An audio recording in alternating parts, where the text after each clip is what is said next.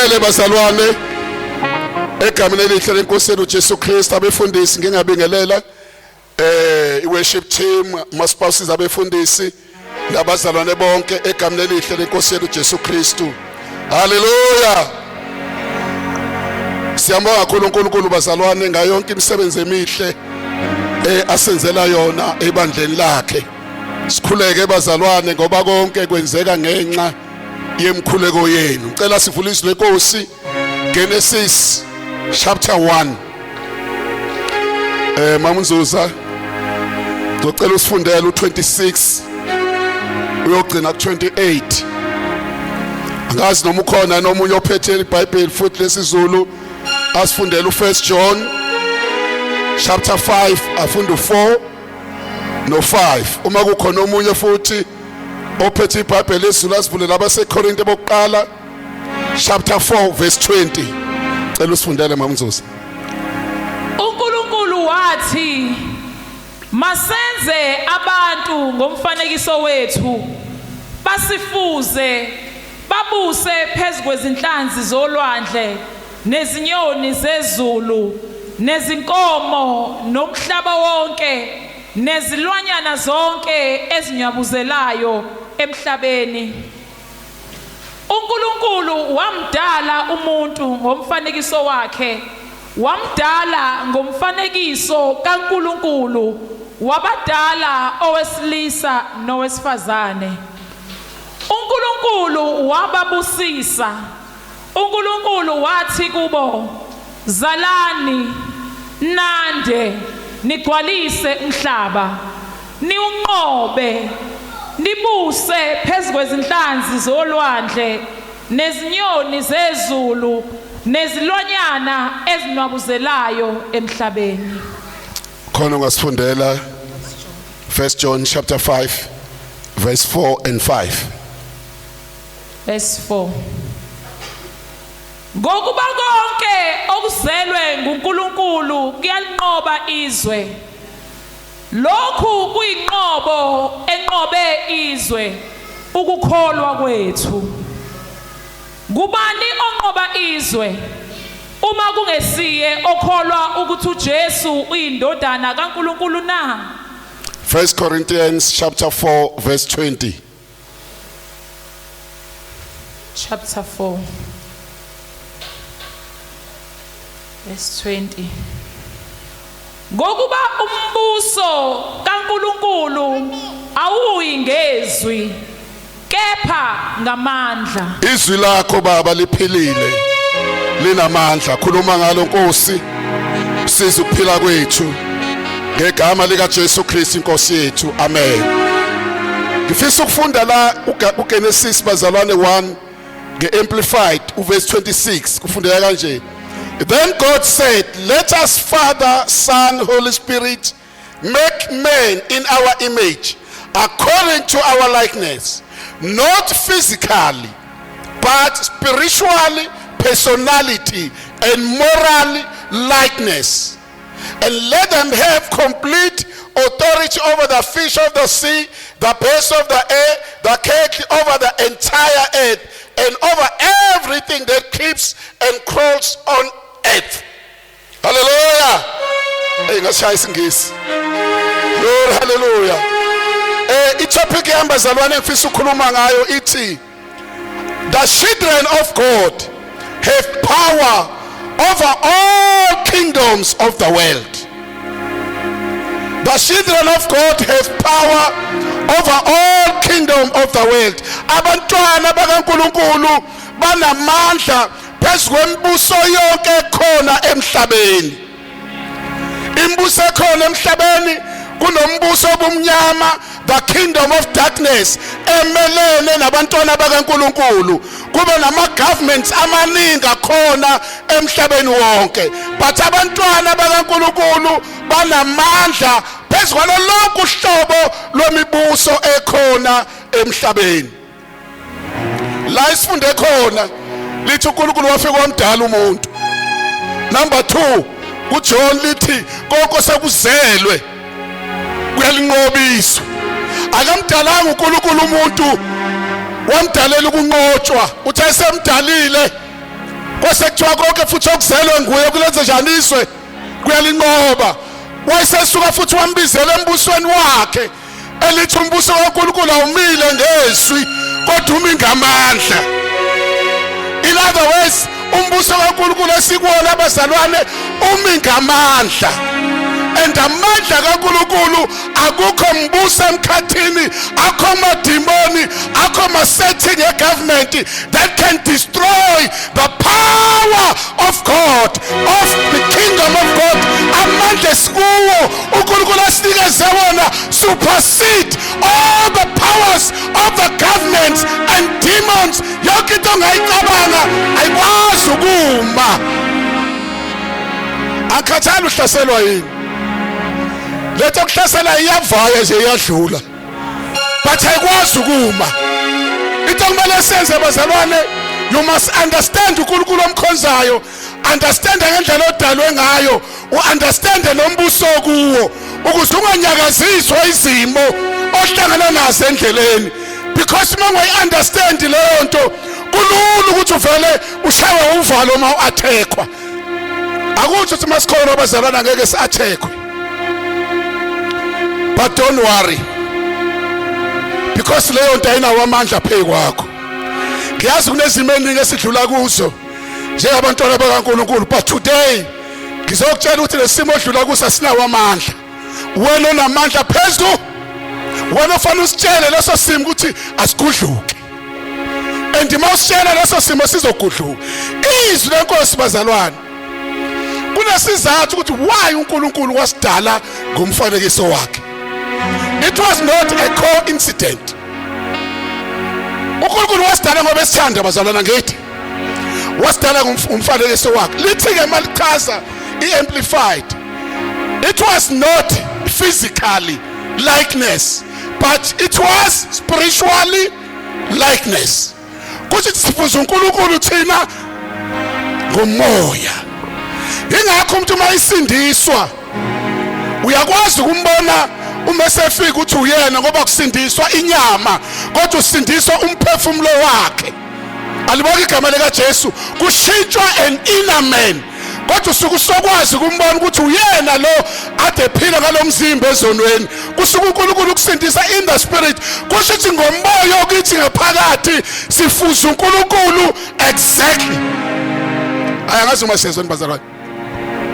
In the spirit wena ufana noNkulunkulu. Akukho nje encane ichashaza kuwena lokwenza ukuhluka. Ingakho ithi iBhayibheli usenze saba onkulunkulu abancane.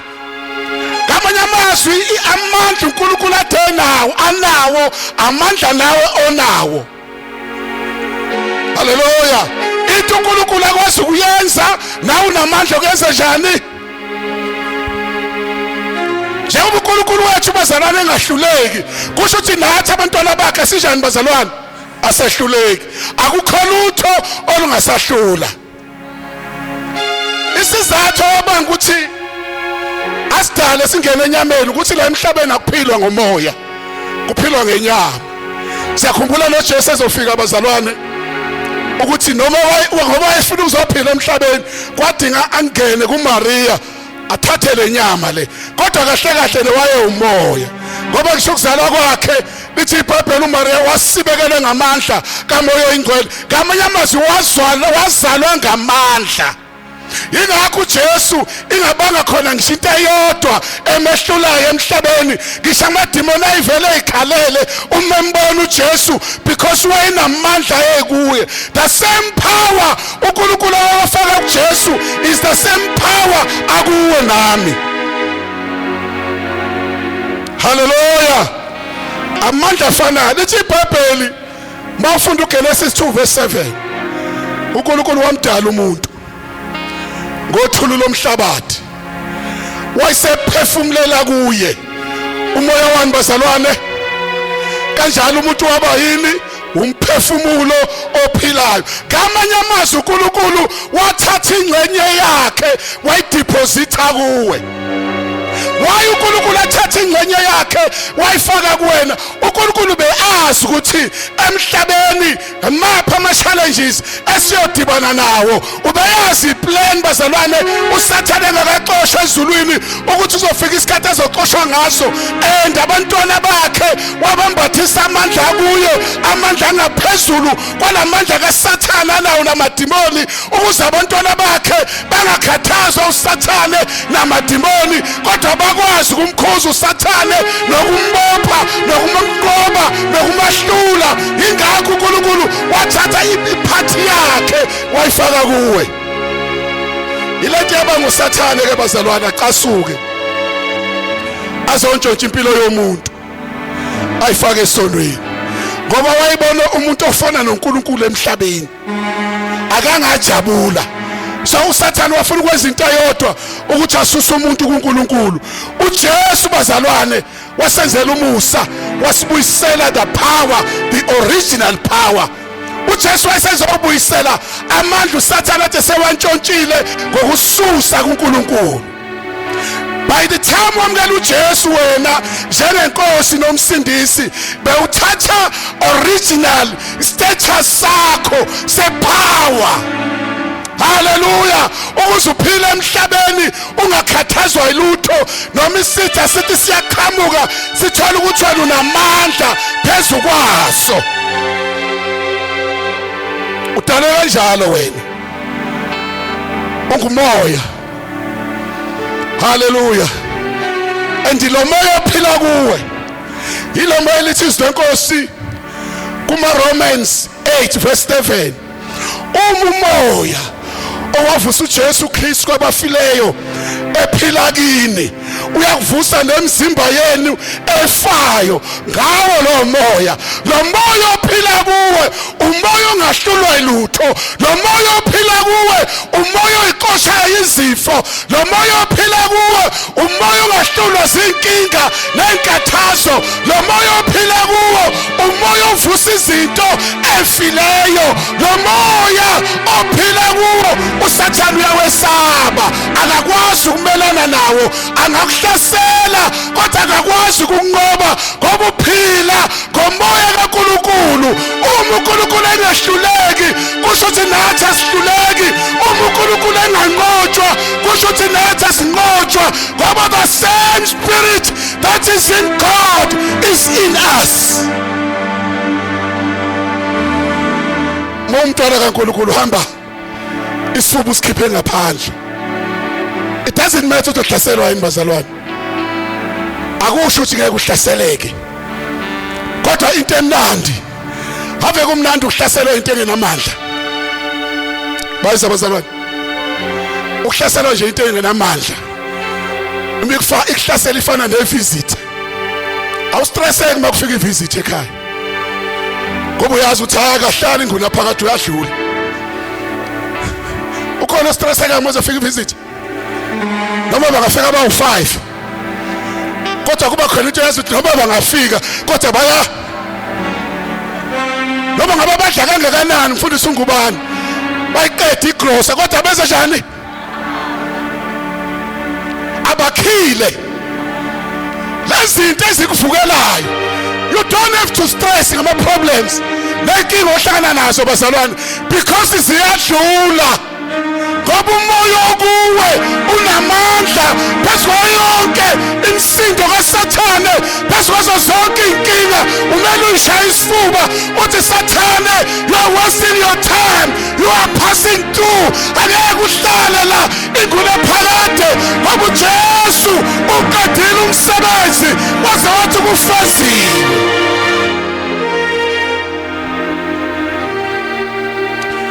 Hallelujah. Ngoba siphila emoyeni. Siphila bazalwane emoyeni. Elithi iBhayibheli uJohn chapter 4 verse 24, uNkulunkulu wethu yini umoya, bonke abamkhonzayo kumele bamkhonze ngani? Ngomoya. Nangani bazalwane, uNkulunkulu simkhonza ngani?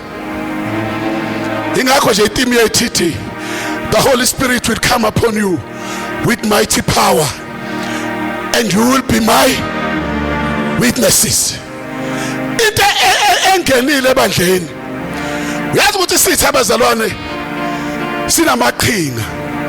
Uyayibona lento ezibandla libe namandla ukuthi umoya kaNkuluNkulu wavele wawuqina. Ibandla lahamba ngenyama laphuma umoya. Iyonakala lapho leyo nto bazalwane. Ibandla uNkulunkulu unikeze wonke amandla. Ayikho indawo ke kungene kuyona. Akukhathalekile ukuthi sitha sihlome kanjani. Akubheka uJesu bazalwane into wayenza ahamba ngalamandla esinawo. Mawufunda uMark chapter 5. Kuthiwa kunale ndoda eyayisihlala emathuneni. Sakhumbula bazalwane. Kwasekuhluleke ngisho umndeni wayo. Ihlala emathuneni namadimoni. Lithi iBhayibheli yayisiboshwa ngamaketango iwaqashula. Yaze yohlala emathuneni ilimaza ngamatshe. Kwafika umuntu onomoya kaNkuluNkulu. Hey bazalwane, yabona moya kuwe. Ungawuthatheli phansi. Lo moya kuwe is powerful. Akazange uJesu akhuze demoni. Kodwa amademoni avela uswa umoya kaNkuluNkulu athi hayi ungasihluphi sicela ungasikhiphi kule ndawo.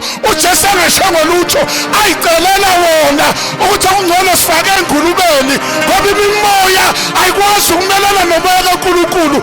It is impossible. It is impossible.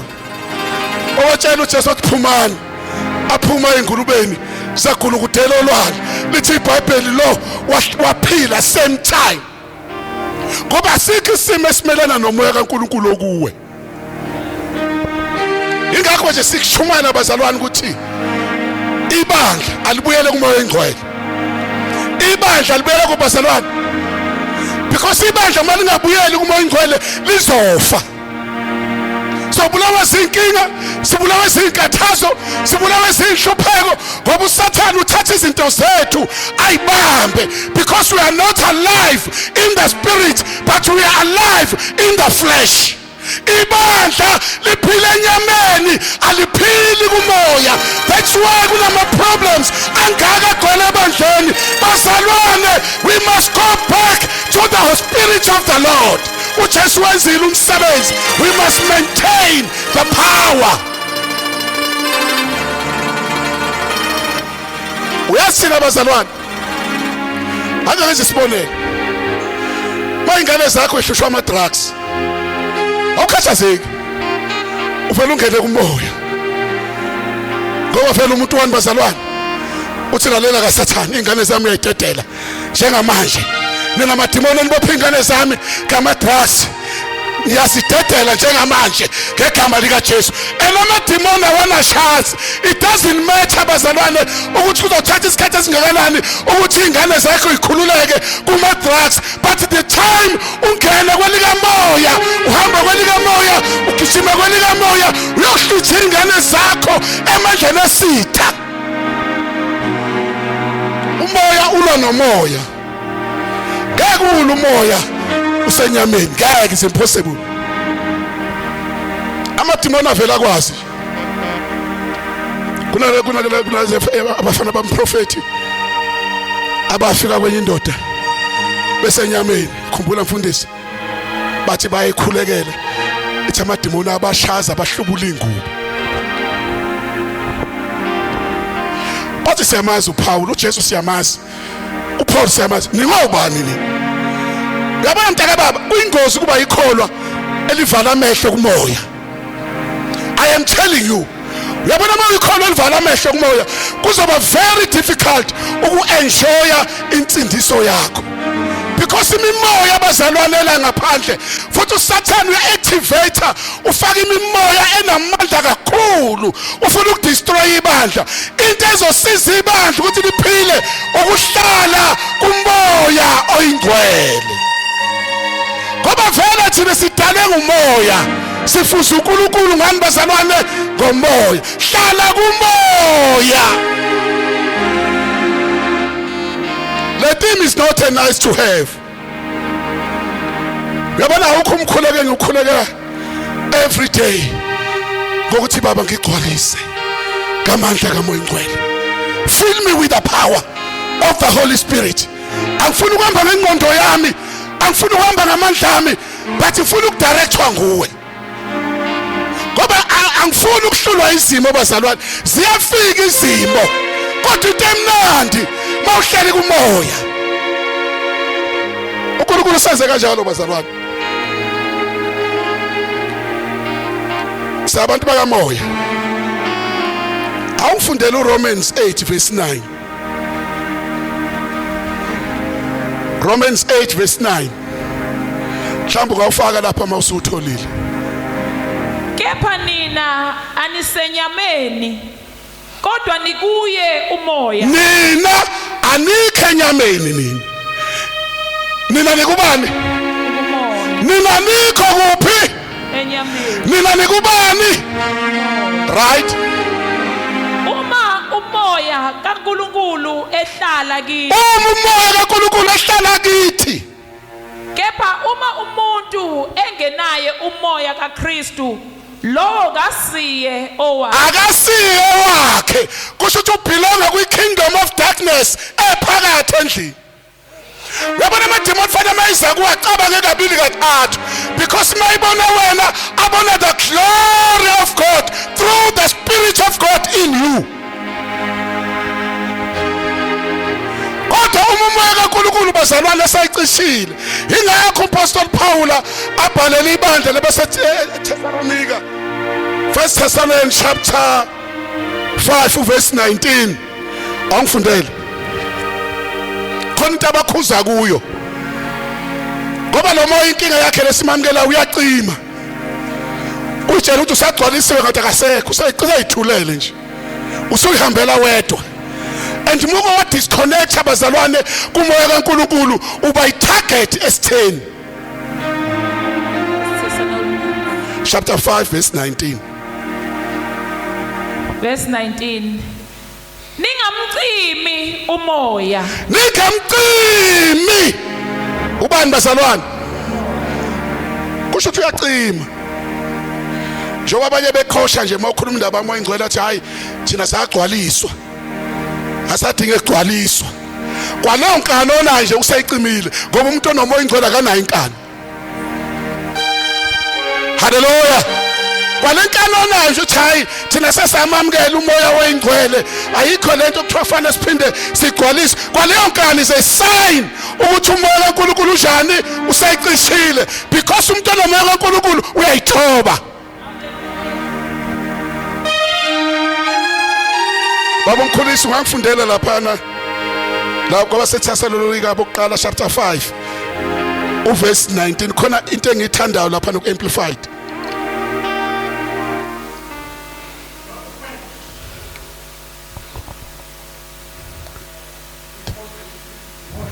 Ngamcima umoya. Funda igcina lapho le yakho.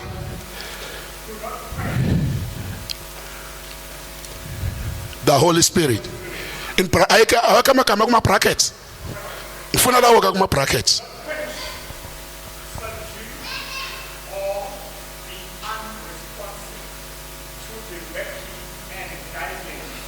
that's all le ngifuna. Don't subdue. Makuthiwa subdue kusho ukuthi uyamcindezela. Umoya kaNkulunkulu usugcwalisile ngawo. Do not subdue.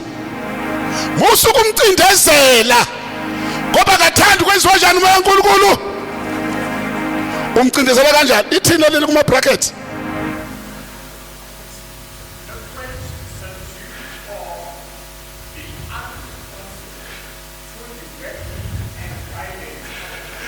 Ungaphikisani nokuqondiswa kukaMoya oyiNgcwele. Uyazi ukuthi umoya Ngcwele ucisha lezi zinto bazalwane ngoba umoya Ngcwele uyakhuluma.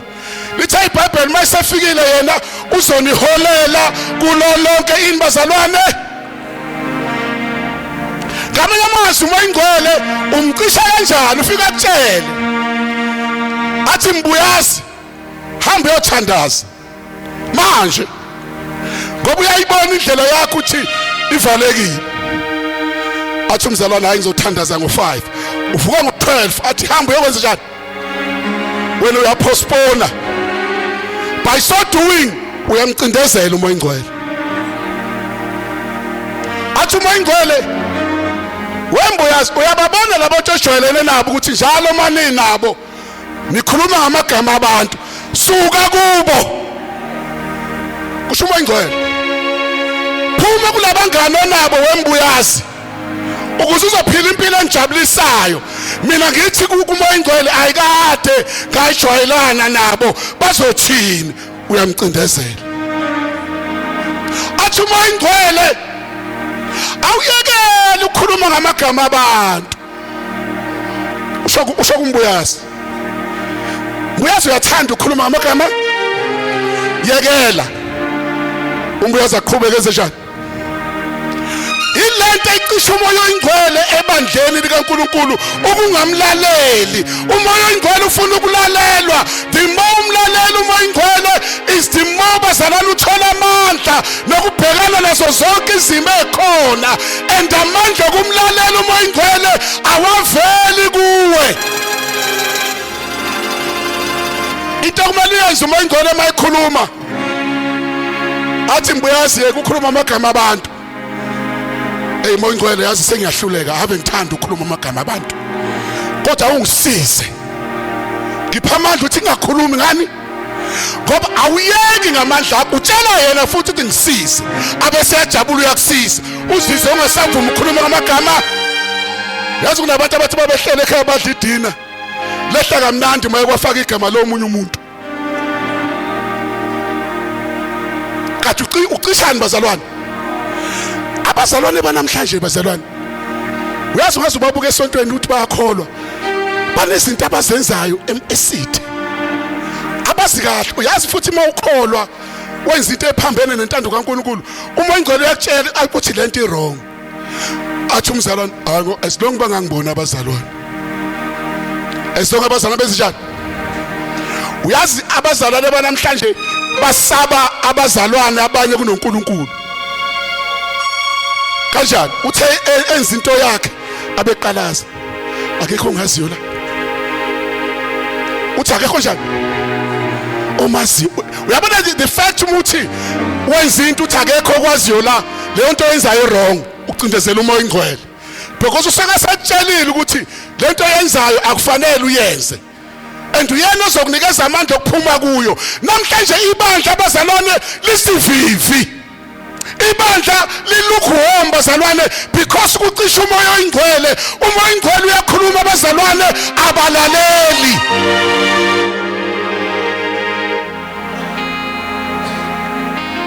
bese yala bazalwane uNkulunkulu unikeza uSawuli position after abantwana bakwaIsrayeli bethe bafuna inkosi wathi uNkulunkulu okay kuba nifuna inkosi ngizonikeza kodwa bengeyona iplan yami ukuthi nginikeze inkosi wasithola isihlalo uSawuli wahlala esihlalweni sobukhosi walawula abazalwane isizwe sikaNkuluNkulu wakhuluma uNkulunkulu ngoba uyakhuluma abazalwane uNkulunkulu uma umntwana wakhe yabo nje usindisiwe nje uyakhuluma but iproblem yethu asenzi wathumela uSamuel hambe uyotshela uSawuli aye kuma-Amaleki ayobulala ingane inkomo imbuzi zakhona ashaya qothule ngosiko lwenkemba angashiyi lutho akithubeka uNkulunkulu wasuka waya khona uthe mayefika khona uSawuli wabona enonile wabona wayibuyisela eceleni wathi ayizinonile lezi sohlabela uNkulunkulu wabona ekhuluphele wayibuyisela kubazalwane uthe uNkulunkulu enze njani yena khona ibeke eceleni automatically akasamlalelanga uNkulunkulu once ungasamlalela uNkulunkulu bazalwane uyaphuma kwigrace yakhe yokukuvikela ukukuprotecta ungena under ukuthi ube bazalwane ube yisitha noNkulunkulu ngokwenza into angayithandi igrace bazalwane doesn't promote ukuthi singamlalela uNkulunkulu uthe ebuya wathi uNkulunkulu kuSamuel hamba uye kuSawuli uthi uSamuel yini lena engiyizwayo emva kwakho, yini lezinto engiyizwayo, amlalela ngani uNkulunkulu? Uthi uSawule, hayi ngilalela izwi likaNkulunkulu ngikwazeko, wathi khona inkuzwayo ukukhala emva kwakho. Wathi hayi sikhethe nonile nekhuluphele sibuye nazo ukuze senze umhlatshelo endlini kaNkulunkulu. Wathi uNkulunkulu akashongo yini ukuthi qothula konke ngosiko lenkemba na? As a result yalokho wasuswa esikhundleni bazalwane, ngenxa yalokho wadimothwa ngoba ungamlalela uNkulunkulu bazalwane, usuke usucindezele the power that has been given to you. Uvulela uSathane indlela yokuthi angene empilweni yakho. uGalatians chapter 5 16 and 17 lithi, hambani ngomoya khona ningeke nifeze izinkanuko zani bazalwane. It's guaranteed ukuthi uma uhamba ngomoya angeke uyifeze inkanuko zenyama noma zingakuhlasela kanjani, ngoba umoya kaNkulunkulu ukunikeza amandla phezu kwemisebenzi kaSathane, phezu kwezilingo, phezu kwenkathazo, phezu kwenkinga. Hambani ngomoya khona ningeke nifeze izinkanuko zani bazalwane. Kusho ukuthi ibandla mase liphume kumoya uvela ukugcwala imisebenzi yenyama ebandleni. Kusale igama ukuthi silibandla likamoya, kodwa imisebenzi ekhona ebandleni seyimisebenzi yani bazalwane. Ingakho uthola ama groups, uthola abazalwana abahambisana nela group, abangahambisana la, uthola abazalwana abathanda la abangamthandi la, because leyo nto imisebenzi yani bazalwane yenyama, elizinto ezicisha imove kaNkulunkulu ebandleni. Abazalwana balesisikhathi bayakhethana, uma ufundile bonke banamathela kuwo ngoba bafuna amathuba emsebenzi. Uma ulapha phansi awunakwa, baze bayenze lento umuntu esokushoniwe ebandleni, babuza ukuthi ubani na lo. Uyabona uma kumuntu onekhamba vele bagcwale bonke, uma kumuntu ongaziwa abayi. Isayini ukuthi ibandla lihamba ngemisebenzi yenyama, ngoba masihamba ngomsebenzi kamoya asizohlukanisana abazalwane ukuthi lo unemali lo akanamali, kodwa sizothandana njengabantwana bakaNkulunkulu. Bazalwane, uNkulunkulu ufuna ibandla libuyele emandleni kamoya, because akwazi ukukholwa ngamandla akho. We need the power of the Holy Spirit upon our lives. Athi abaseGalatia ngokuba la kulomzimba kunempi, inyama ifuna kwayo, umoya ufuna kwayo, ukuze ningenzi lokho enikuthandayo. Emzimbeni womzalwane nje kunempi, inyama iyakhuluma iyaxoxa, nomoya uyakhuluma uyaxoxa. Uma ungahlali kumoya bazalwane, kunzima ukukholwa. Ubayikholwa liyakholwa namhlanje, kusasa seliwile, liyavuka liyawa. Kodwa bazalwane uzohlala kumoya, uNkulunkulu bazalwane usithembise. Ingakho uJesu athi kubafundi bakhe, hlalani eJerusalema nize nembathiswe amandla kaMoya Ingcwele bese niba ofakazi bami, ngoba wayazi ukuthi mabengambathisiwe amandla kaMoya Ingcwele angeke bakwazi ukufesana neswe. Ukuthi uzofesana neswe bazalwane nezinto zasezweni, ungahlukani nomoya kaNkulunkulu.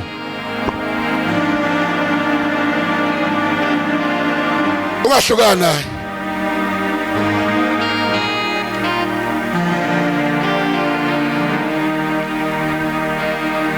Into emnandi ke bazalwane, wena oyakuyena Moya Ingcwele, akithi uyakwazi ukucela umuntu emsebenzini noma kuphutha bomngani wakho, khona abantu ongeke bahlukanise abangani. Akithi sinabo abangani bazalwane, umngani wakho umtshela into ongayitsheli ngisho uma wakho, umtshela into ongayitsheli ngisho umyeni wakho noma unkosikazi wakho, umngani wakho, ngoba usuke umethemba umtrusta. Ngicela bazalwane simenze uMoya Ingcwele umngani wethu. Make the Holy Spirit your best friend.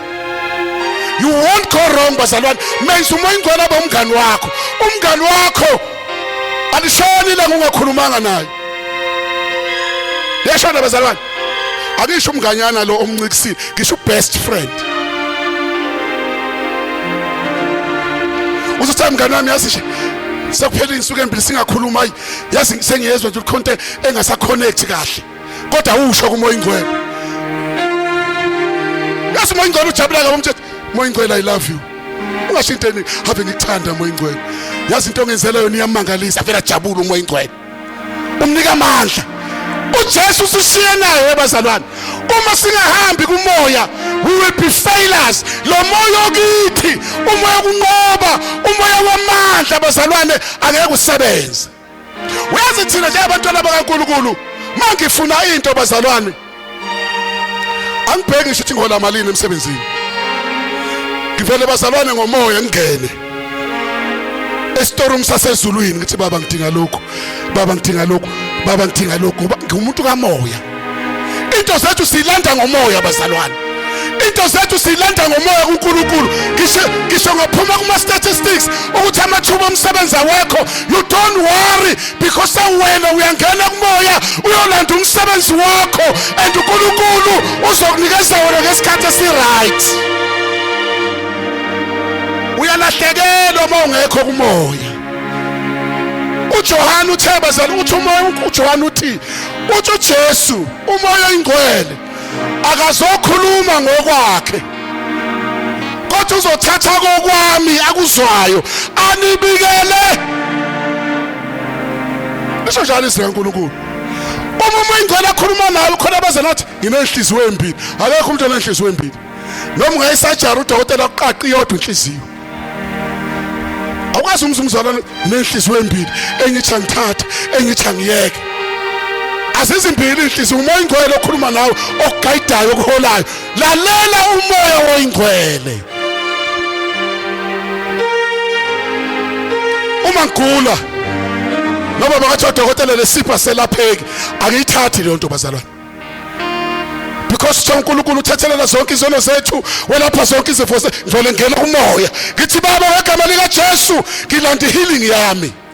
I don't care bazalwane ukuthi ngokwehealing ngokwescience kuthiwani athina sibona abantu bescience bazalwane sabantu bakamoya. Yabona masike saphila kumoya bazalwane. Ayi uzobuza ubumnandi ukuthi umjani. Don't disconnect. Ingakho usathana hamba phuza ama orange nje. Mayibona uhamba ngomoya uhamba eginqela. Ufuna uthathe ngoba uyazi ukuthi makuwathatha wadla. Phela uNkulunkulu wayengeke athumele uJesu bazalwane azosithenga. Siphinde siqhubeke futhi senze njani thina?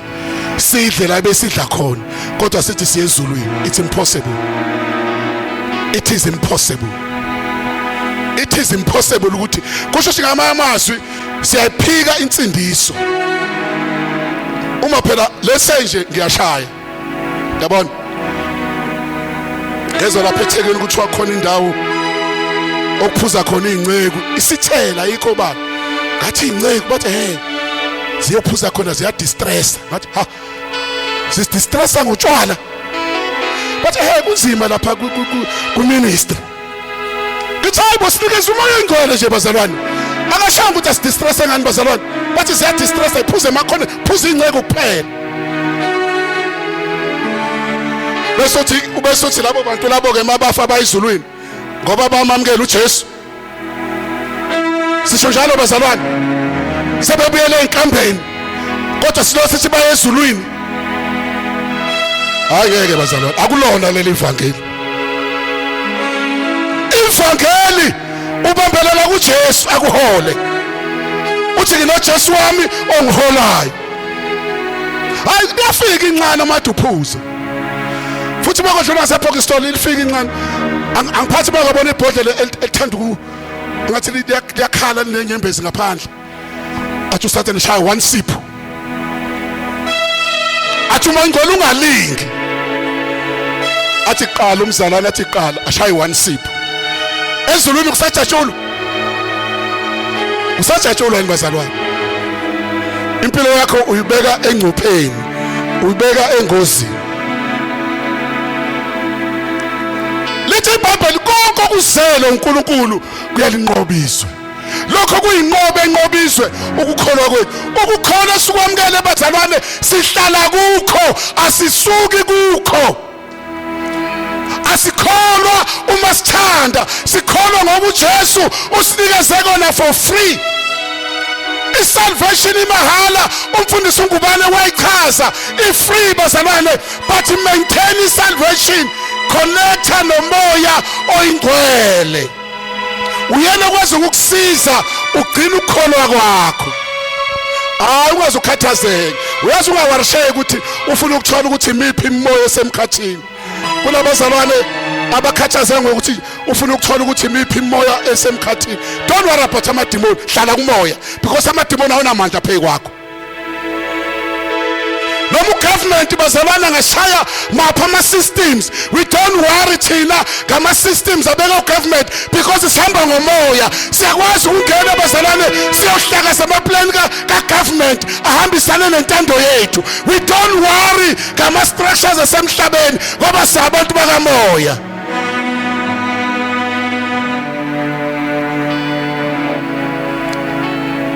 Sibuse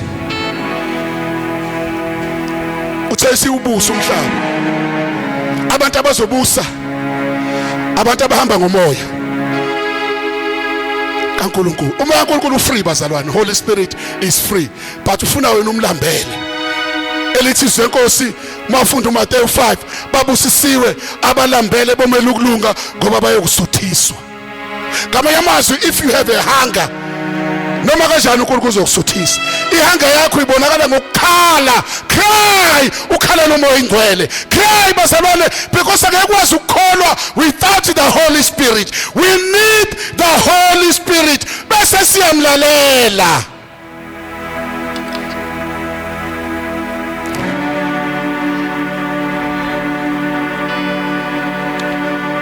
Lithi wasibusisa. Uma iBhayibheli lithi uNkulunkulu wasibusisa, igama elikhuluma ngesibusiso lisho God's favor. Kusho ukuthi umntwana kaNkulunkulu, there is a favor of God upon your life. I favor of God is an act of kindness. Uma kuthiwa une favor phezu kwakho, that is an act of kindness from God ayenzela wena. uNkulunkulu usenzela an act of kindness umusa wakho usuku nosuku, kodwa uNkulunkulu athi uyakufuna la kushiya khona angabe sakuthola. Kwenzekani kanti bazalwane kuAdam? Adam ukuphi na sesukile kade bekwe khona? Asingasuki bazalwane.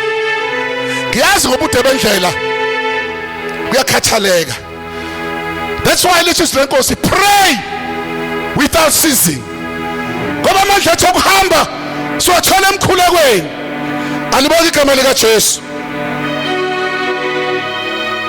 Siwunqoba umhlaba. Ngicela ungifundele ama-Romans 8. Unikezwe amandla okunqoba wena. And umoya ingcwele okunqobelayo kukho konke. Romans 8 verse 35 to 37. Verse 35. Ngubani ozakusahlukanisa nothando lukaKristu na? Ubani? Yes. Noma ukuhlupheka, Noma asahlupheka, noma ukubandezeka, noma siyabandazelwa, noma ukuzingelwa, noma siyazingelwa, noma indlala, noma indlala. noma ukuhambaze, Yes. noma ingozi, Yes. noma inkemba na? Yes.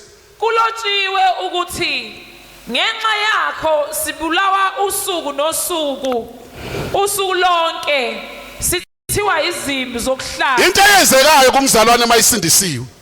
Kunezinto ezisihlaselayo bazalwane. Akusho uma usindisiwe awuhlaselwa yilutho, but akugcina ekuhlaselweni. Kunento elandela ukuhlaselwa. Ngoba uNkulunkulu gave you his spirit ukuze noma usuhlaselwa ukwazi ukuphuma. Lethi siphuma kanjani? Kepha kukho konke lokho siyanqoba nokunqoba. Kukho konke lokho kusehlelayo, into esiyibambile thina siyanqoba nokunqoba, ngoba ngesikhathi uNkulunkulu ekudala wathi unqobe umhlaba. Uma uNkulunkulu ekhuluma into isuke izokwenzeka. Siyanqoba nokunqoba ngowasithandayo. uJesu lo Ngiyakholwa ukuthi nakufa nakuphila nazingelosi nababusi nakho okukhona nakho okuzayo namandla nokuphakama nakujula nanto enye edaliweyo akuyukuba namandla okusahlukanisa nothando lukaNkulunkulu olukuKristu Jesu inkosi yethu. Ngoba iDNA ekithi eyokunqoba. Wena une DNA yokunqoba. uNkulunkulu akadalelanga ukuthi unqotshwe. Hayi ukuthi ngeke wehlelwe izinto. Kodwa into ezokusiza endleleni ubudlelwano bakho nomoya oyingcwele bazalwane. Ave bubalulekile ubudlelwano bakho nomoya oyingcwele. Umoya oyingcwele umlalele bazalwane wenze lokho akushoyo angeke uyisole. Yonke lento obhekene nayo uNkulunkulu uzodila nayo ngesikhathi wena hlala kumoya nje. Khona iculo lacula ezayo lithi hlalane emoyeni emoyeni hlalane emoyeni hlalane emoyeni emoyeni sizenyukeza izandla emoyeni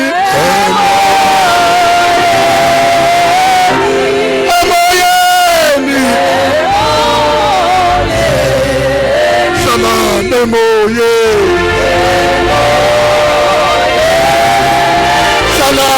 moyeni asihlale bazalwane emoyeni ukunqoba kwethu sizokuthola uma sihlala emoyeni.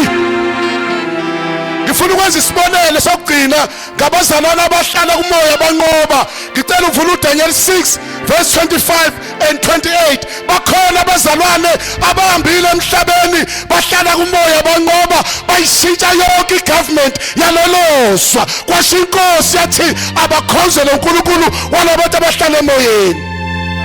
Daniel 6 25 to 28.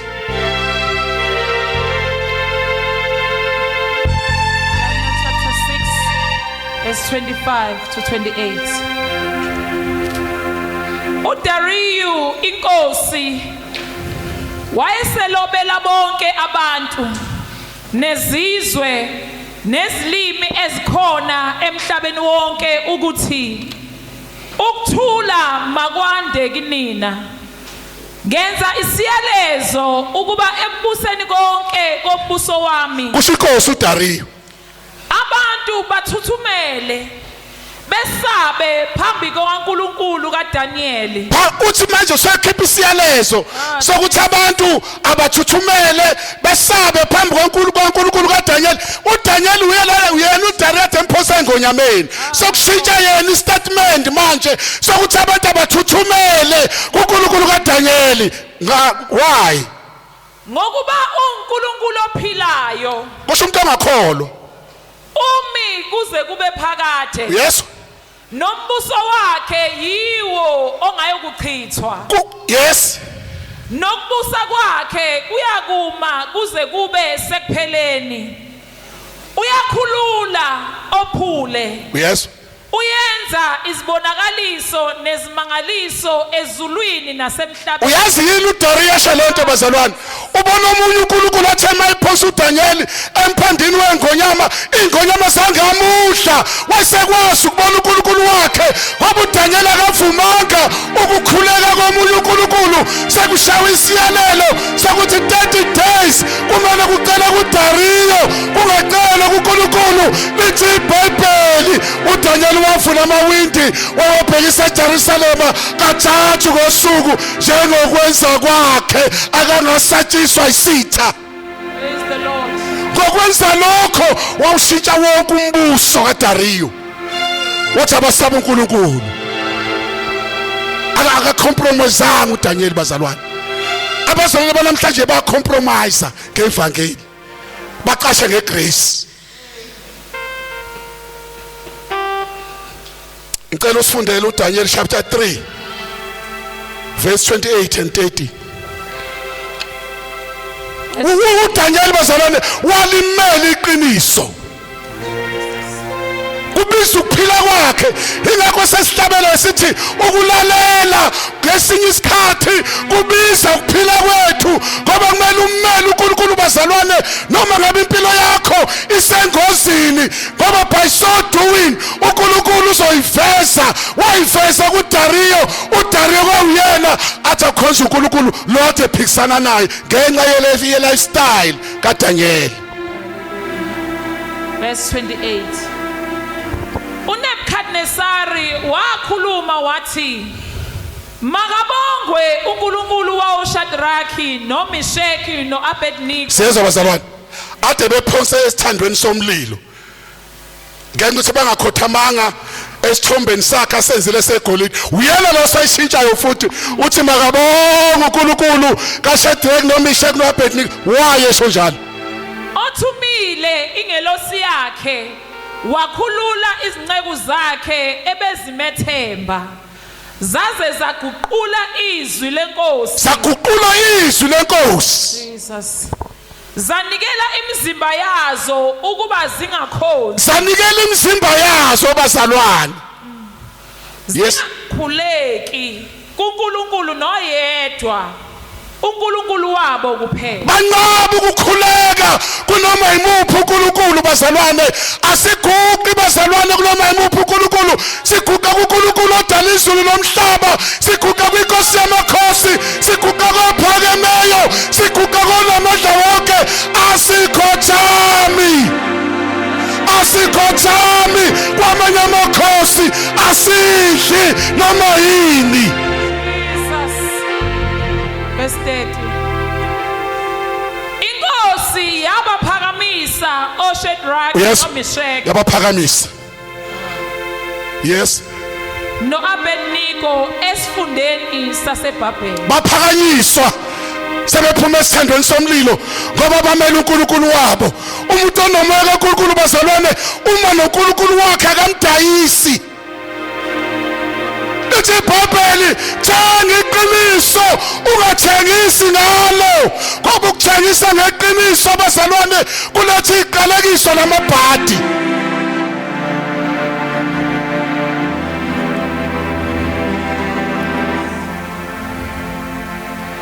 Ngizokhuluma njengamanje bazalwane 3 weapons azokusiza ukuthi ukwazi ukuhlala nomoya ingcwele ungahlukani naye.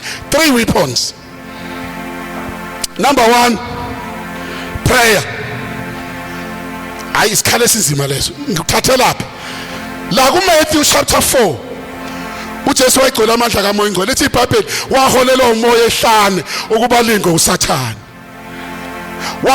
wafika kumuntu ogcwele umoya bazalwane wamthenta ngakho konke uJesu walokho ethi kulotshiwe akangasho ukuthi indodana kaNkulunkulu wathi it is written wamezwini wathi it is written lithi iBhayibheli verse 11 esemlingile wabona ukuthi uyahluleka wamshiya uSathane kwafika ingelosi zamkhonza. Umkhuleko bazalwane kuyathandazwa uma ulikholwa ufuna uNkulunkulu umnxuse ukuthi uNkulunkulu ahlale nawe umnxuse umoya ingcwele ukuthi ame nawe. Number 2, izwi likaNkulunkulu. Study the word of God. Ulazi ngaphezulu kokuzazi wena. Into yasiza uJesu anqoba uSathane ebazalwane. Fengishilo wathi it is written. Uyabona uSathane ezokushela efuna ukukususa uNkulunkulu. Check imbhalo ukuthi uthini umbhalo before uyenze leyo nto leyo. Abazalwane banamhlanje abalazi nezwi. Ingakho kulula ukuduka. Namhlanje ku social media abazalwane kunabantu abashumela ivangeli libheke eceleni bazoduka abazalwane uma bengalifundiswi. Ngoba umoya ingcwele uma kuvuka into udonsizwe lisenhlizweni akwazi ukulwela ngezwi uma ungenalo izwi umoya ingcwele uzokhumbuza ngani. Kulotshiwe washo uJesu wathi kunjani bazalwane kulotshiwe uSathane unqotshwa ngezwi phikisana naso zonke lento esikuvukelayo ngezwi. Uyabona mawutshela uSathane ukuthi mina ngumntwana kaNkulunkulu, akamsabi uSathane umntwana kaNkulunkulu, usabiswe. Awu noma wathi ngasindisa ngo-20 years, akala ndaba uSathane wasindisa ngo-20 years, usabiswi uthi kulotshiwe ukuthi angadli, kulotshiwe ukuthi angahambi la, kulotshiwe ukuthi angangeni la, kulotshiwe ukuthi angazonda abantu, kulotshiwe. Amagama ethu kufanele kube solotshiwe. Igama labazali kufanele kube holotshiwe, ngoba bahlale bathi kulotshiwe. Siphila ngaleyo ndlela bazalwane, ngokuthi kulotshiwe. Number 3, fellowship, ukuhlanganyela. Into eyenza bazalwane ube namandla ukwenza njani? Hayi Sunday kuphela, kuyahlanganyelwa. It's the last verse bazalwane, Hebrews 10 verse 25. AmaHebheru 10 verse 25. Fellowship.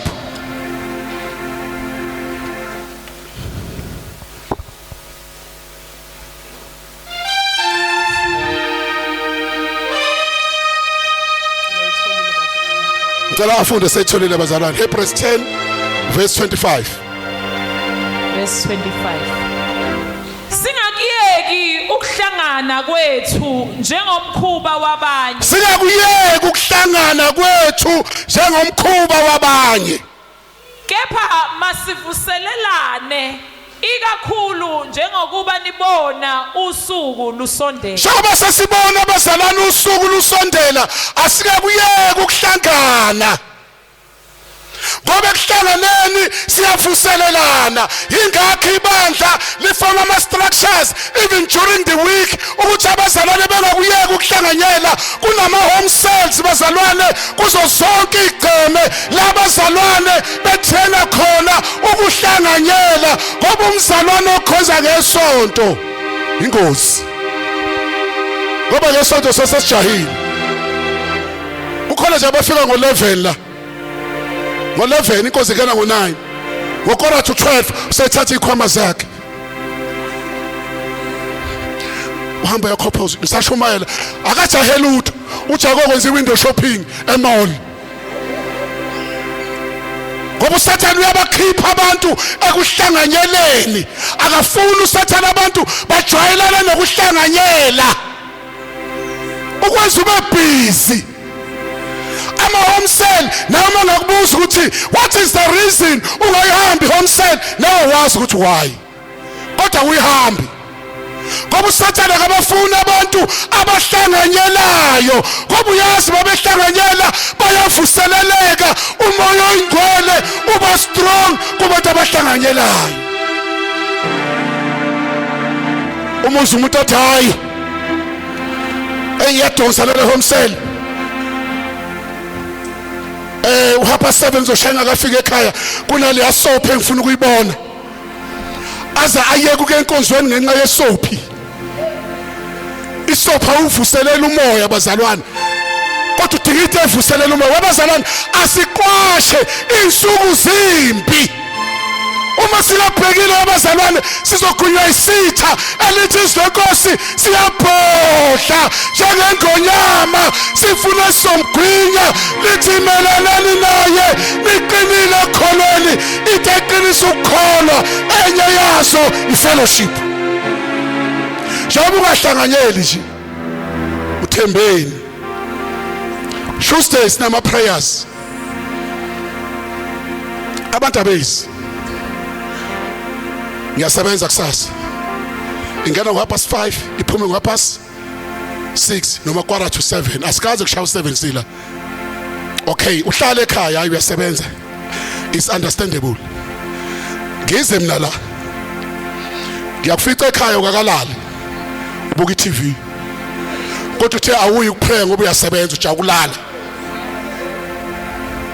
Uyabona uSathane iqili bazalwane, awulele ngoba sikakhuluma iqiniso nje, ayekho umuntu ongalala from 5:30 to 6. Uma ufika hawu kade kwakalala, hayi bengisabuka indaba, upromote indaba kunoNkulunkulu. ukukholwa bazalwane kuqiniswa ukuhlanganyela nokuthandaza. Kuyathandazwa umkholwa ukuze amandla aphampeke njalo. Asizi bazalwane enkonzweni ngoba kuvuma inyama uyayiphusha.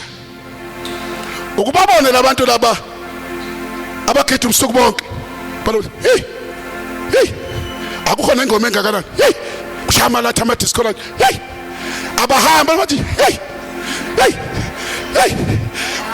uJulu labantu badansiswa yini ngoba basentweni yabo kodwa abazalwana bafuna ukuhlala entweni yabo.